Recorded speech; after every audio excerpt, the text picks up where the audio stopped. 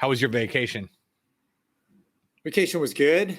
I think the best benefit to it was probably just feeling like coming back to work where I can be recharged. Because sometimes you go and you're so tired, right? Like you come back, you're tired, or you come back to work too early in the sense of like the next day you go back to work and you're just tired and like you just don't quite feel like you've got that energy. And it's nice to have that energy and feel like, yeah, let's come back and You're refreshed. Get to it. Yeah. I think there's only one. There are two types of vacations. One, you come back refreshed, and one, you come back needing a vacation. Yes. From your vacation. And I find the latter is usually a result of vacationing with your kids, where you're just parenting in a different city. Yes. Yes. Which there's an element, I'm not normally with my kids for this long. It's nonstop. It's nonstop because you would joke when it's like, oh man, I went to my, we did a staycation. I was home for 5 days, and the kids were there. But the kids are in their room. They're doing different things, sure. and activities. They're going on there. Yeah, activities is way different versus when you're traveling with your kids, you're with them for the 24/7 for the entire time. For sure. It's different. So right when I became an attorney, I got advice from one of the partners I was working for. And he didn't come in and offer me advice as an attorney or anything. He just said, hey, word to the wise, when you go on vacation, come back to the office on a Wednesday. That way no one expects anything from you. Because if you show back up on a Monday, everybody's going to hit the ground running. And if you come back on a Wednesday or Thursday, you at least have 2 days to essentially get caught up before you start on the Monday. So I actually thought about coming in on Friday because I was here, but that was literally the first full day back, and I was just like, I don't know if I can do this. That's some of the best advice I've gotten.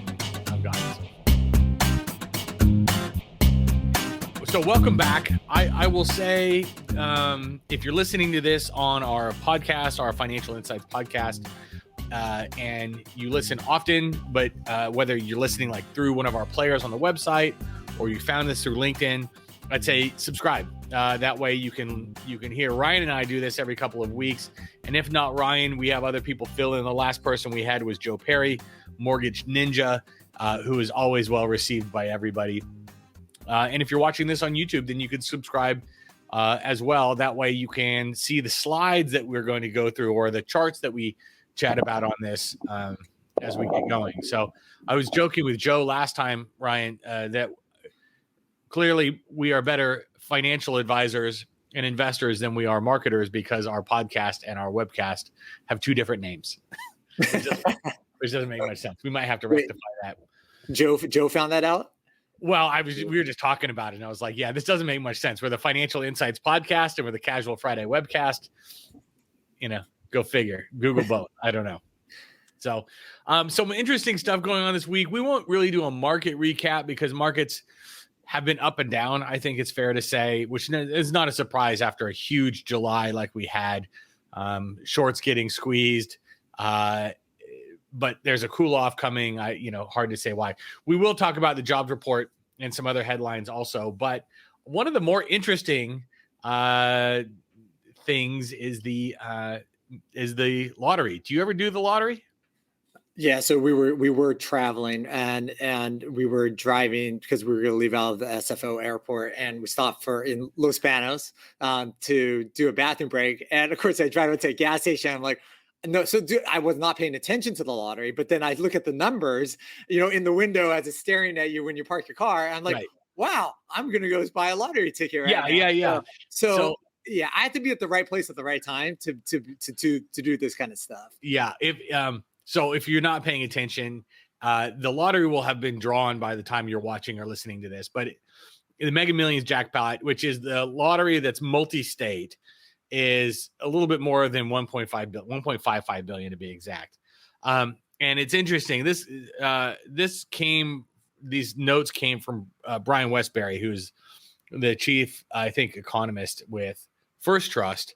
But it was also forwarded on to me from John Petrick over at Perennial. That your odds of winning are 1 in 302.6 million, and you're 70 times more likely to die in a shark attack than win this lottery. So knowing that, are you still buying a ticket? Yeah. Well, we were just talking about how you're a riverboat gambler when it comes to like buying baseball cards and sports cards. And I think everyone just feels like they have to take that one chance, right? Like, and just say, is it going to be your day? To be honest with you, I always wondered too how much, let's call this the downside of winning the lottery, but like, in some ways, how it can negatively impact your life too. I mean, it is so much money. Right. Well, it is just so much money. For me, it's worth $2 for the, I don't know, few hours that you can dream about what you would do with it. Yes. You can't dream if you don't play. Right. So like it doesn't actually allow you to have some daydreams. Make no mistake. It's the worst single investment that you can possibly make. Right. It's not an investment. It's like any other form of gambling. The worst bet. Yes. It's the worst bet you can make with the lowest odds in history. How it's allowed to actually go on and where the states swindle money from all these people who are the least able to afford it is criminal in my opinion, but it doesn't mean I'm not going to be down at the liquor store on my way home from work. plopping down my $2 to buy, and bringing out, rubbing your lucky rabbit's foot while you do this, right? That's right. Well, good. Well, okay. So if I don't see you tomorrow, we'll know who won. Yeah. Right. One of the two of us. The winner's from Fresno. Let's see. Yeah. I think I would show up for work. And it's interesting. The radio station here locally, one of KMJ interviewed me a while back about when we got to one of these big numbers, and they said, what do you do? And it was, well, sign the back of it, make a copy, and call your lawyer and call your financial advisor. Those are in that order what you should do with it. So. Well, unfortunately, you cannot be anonymous in California, right? That's right. So the entire world's going to know. Yeah, I mean, you're only deferring some of this by waiting in California. And are you taking the annuity, or are you taking the full payout? You're supposed to take the full payout, right? That's what they say. Yeah, I don't know. Take the full payout. Either way, it's too much money. Drop it in an index fund, call it a day. You're like the single biggest Vanguard shareholder after, All right. Well, the next up that we had on our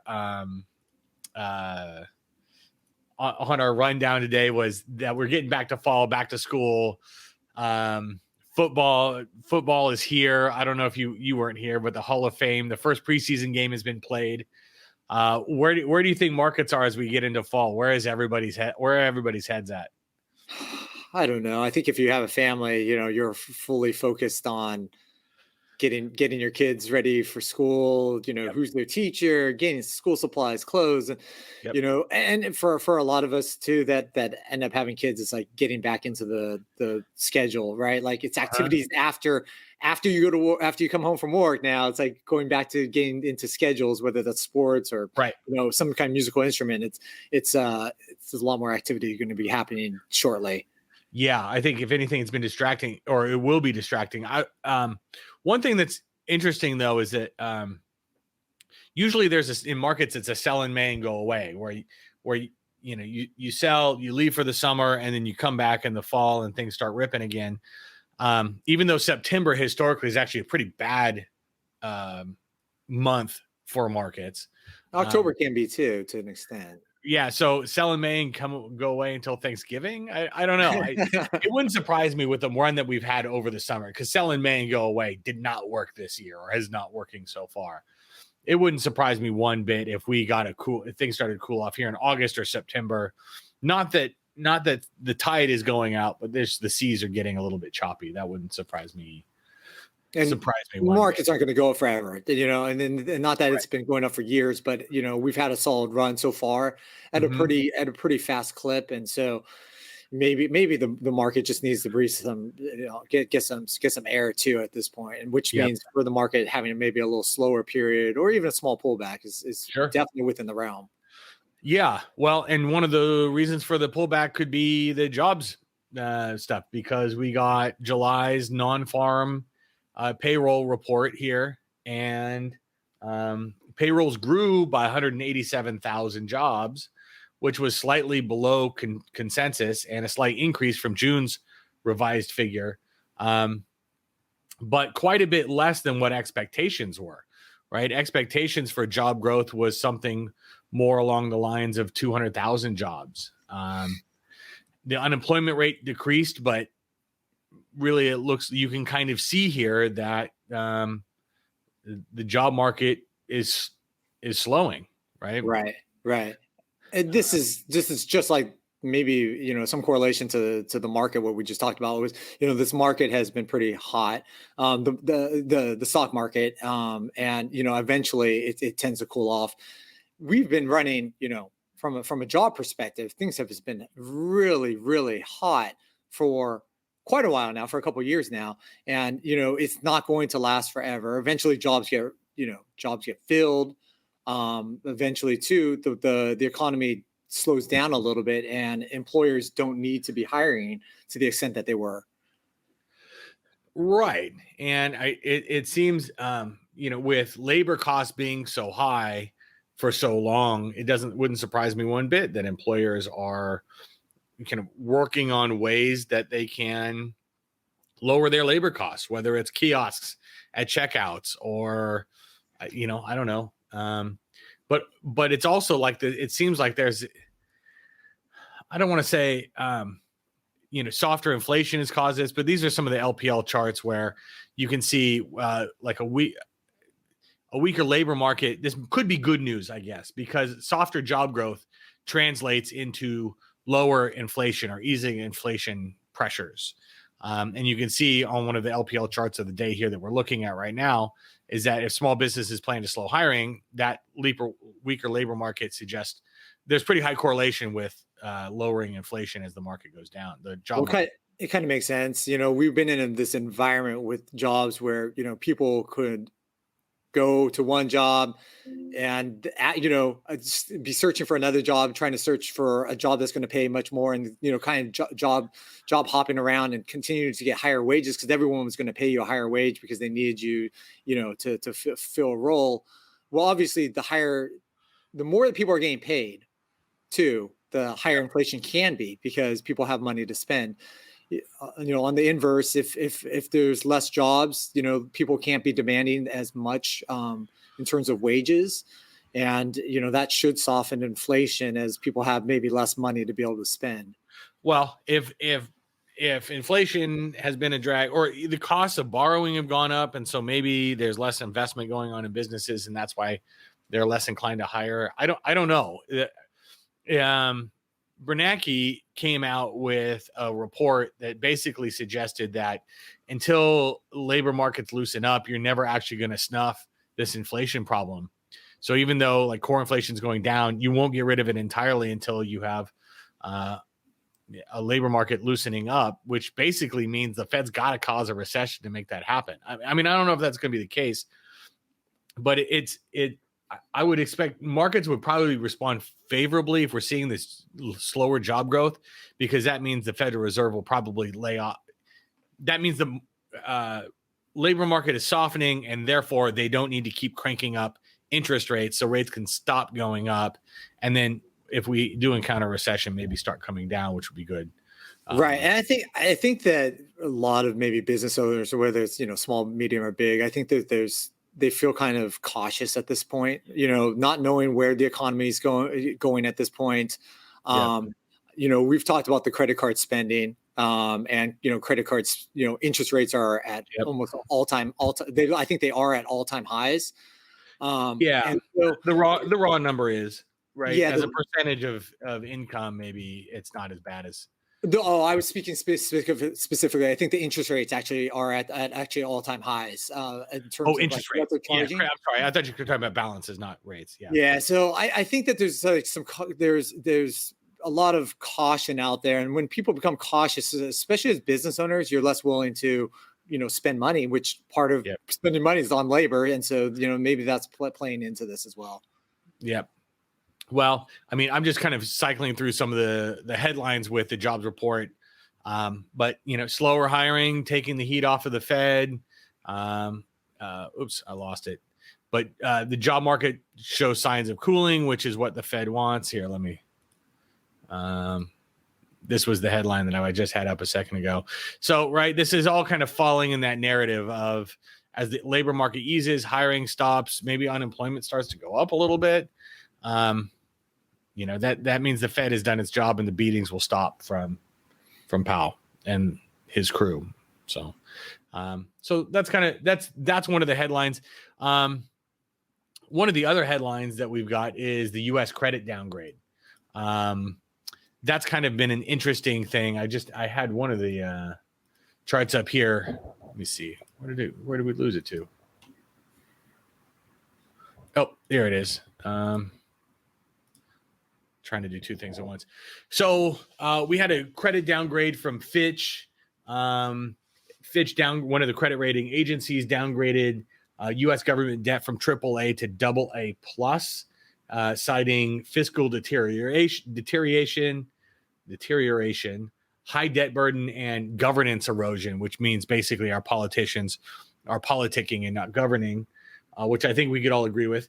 Now, the S&P did this. I remember doing an interview with Channel 30 here locally when the credit downgrade came from the S&P in 2011, downgrading us from AAA to AA. And you can see it on the chart right here. What do you think? Do you think this is going to have an impact or not? Yeah, I mean, to put this into perspective for people too, like in terms of what this rating is, like we went from on Fitch's scale from the highest rating that you can have to one peg lower, right? Yeah.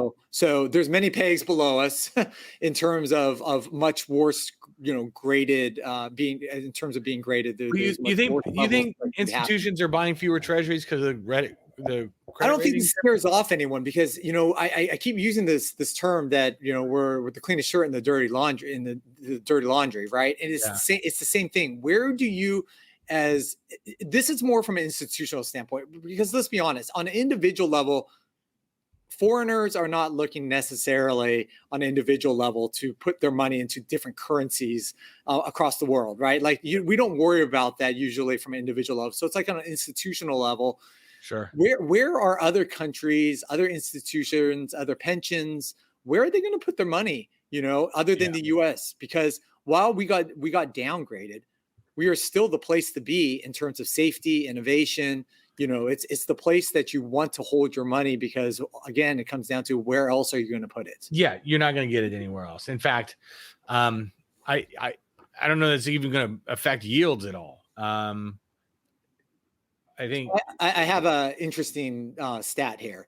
Yeah, that because of our downgrade, here are now the countries that are AAA higher graded than we are currently. Oh, I think I know a few of these. Germany, Denmark, Netherlands, Sweden, Norway, Switzerland, and Luxembourg, Singapore, and Australia. With the exception of Singapore and Australia, like it's all basically Northern Europe. And I'll tell you what, they're not in great shape. I'd rather own treasuries personally, Well, I'll say this too.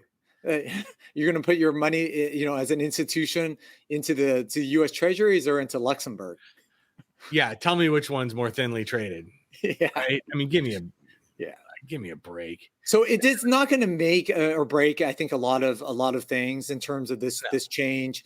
I think that, what the reason maybe they did it maybe has some logical reasoning to it, given I think all the fiascos that's been going on doesn't create a lot of certainty. And I think that's part of what goes into these grades is your path going forward. The more certain it is, I think the easier it is to get a higher grade. But when you have a lot of turmoil like we do, it creates a reason for a downgrade to happen. You can see in the chart here that the S&P in 2011, when S&P downgraded, the index fell 7%. Mm-hmm. And you know what everybody did when the index started? You can see it cratered 7%, just boom, like that. Right. You know where everybody rushed? Everybody bought treasuries. Everybody bought treasuries. The treasury downgrade made everybody freak out and in turn buy treasuries. Yeah. Like, I don't know. This is a big nothing burger in my view. I mean, don't get me wrong. I hope the Fitch downgrade opens the eyes of our politicians to the fact that we need to operate responsibly and not do this brinksmanship with the debt ceiling and all of that stuff. There's a little bit of egg on our face, right? Because in some sense, you don't want this to happen. Is the consequences high? Probably not. Yes, I think that we are aware that, at least in, publicly, we should be more fiscally responsible, as a nation. And that would go a long way into helping us have and maintain a good rating. Yeah. I mean, you want to have a good rating and not have a bad rating. I think that's easy to say. The tangible effects, I think it's the U.S. Treasury buying $1 trillion of treasuries in the third quarter and pushing yields higher is a much bigger deal than whatever Fitch has to say about our debt. Yes. That would be my take on this. All right, so we're gonna wrap up here. Let me take this off of here. So you're back from weeks of vacation, rested, as you say. Yeah. Tell me what's on your mind. So I normally don't watch a ton of movies just because life with kids is pretty busy, but you're on an airplane for a long time, you end up watching things, but so don't judge me on the movies that I watch, but I'm going to kind of tell you what happened. So on the way back, I was trying to just pound through movies, like real easy movies, just to kill time. Right. So I was watching Baywatch and Wait, the show? No, the movie with The Rock. Yeah. Okay. Yeah. So I'm watching it, and they have a cameo of it with David Hasselhoff and Pamela Anderson. Right. Okay. And I'm looking at them like, wow, they really have not aged well. They really have not aged well. Yeah. And then I fast forward a couple movies later, I'm watching Top Gun Maverick, right? And then you have Jennifer Connelly and you have Tom Cruise, and I'm like, man, these two have aged really, really well. And it was just such a stark contrast of like the two movies of people that we grew up watching all throughout these decades, and two of them you're like, wow. The time hasn't treated them as well as the other two. Yeah. That was it. It's interesting that how you're chopping through like several movies on a flight. That just tells you how. Yeah, I think I got excruciating long. 4.5, 5 movies. Oh my god. Yeah. Did you read anything? No. I wanted time to fly by as fast as possible, so I was watching movies that I thought would get like time to get the job done. Put on the sound canceling headphones and tune out. Let it roll. Yeah. Well, so since we last talked, I have not finished anything new. I did watch on Disney just released so a couple of things. We're doing movies today. I saw Guardians of the Galaxy 3. Yeah, that was one of the movies I saw on the plane as well. What do you think? I liked it. I like Guardians of the Galaxy. I do too. I just think it's like gotten kind of played out a little bit. I don't know. A lot of the Marvel movies have gone. Put it this way: I'm glad I watched it for my subscription on Disney Plus that I have for the kids versus going to the movie theater and watching it. What I did go to the movie theater and watch was Teenage Mutant Ninja Turtles. Oh, how'd you like it? It was fun. Okay. It was obviously produced. Seth Rogen did it. Okay. So lots of like 90s hip hop, good music, something for the kids, something for the parents. I thought it was a really, really good flick. The animation kind of art on that seemed like it was pretty cool. Different. Yeah, I would say it's less like the Pixar type of animation and more like I don't know if you saw Spider-Man Into the Spider-Verse, the newer Miles Morales kind of Spider-Man movies, which are awesome. It's that different kind of comic book style. I would say it's cool because it's different from all of the other animation that's been going on for the last 10 years. But what I'm most excited about, Teenage Mutant Ninja Turtles was cool. A+, do recommend. I'm ready for Hard Knocks tonight. It's football season. Football's back. I watched the Hall of Fame game, which was like, is it excruciatingly bad, but you get your football fix? I'm getting my fix. Yeah. And so Hard Knocks, I'm very interested to see what's going on with the Jets, the former 49er defensive coordinator, Aaron Rodgers. I'm sickened by what's going on in college football right now. So give me the NFL all the way. Well, I will say, I know you're a Niner fan like I am. It's a very easy to kind of ride into this football season when you know that your team is supposed to be especially good, assuming that they stay healthy. That's right. That's right. Yeah. So catch me tonight. I'll be watching Hard Knocks. I don't know if I'm going to be doing fantasy football this year or not, but I will be watching. I'm ready to go. I'm ready for football season. I'm ready. Nice. So that's what's on my mind. All right. Well, we're done within a half hour, under a half hour. So that's good. Still too long to post directly on the LinkedIn, but that's neither here nor there. Again, if you're listening to this, hit the subscribe button. If you're listening on Spotify, iTunes, all the other podcast platforms we're on. If you're watching us on YouTube, I'd say subscribe to the YouTube channel. So that way you can catch us every couple of weeks when we do it. And, we'll also, I'm working on rotating some guests in for when Ryan is busy and fully international Jason Bourne style. And so that way we don't miss any weeks while we're doing this stuff. So with that, Ryan, until next time.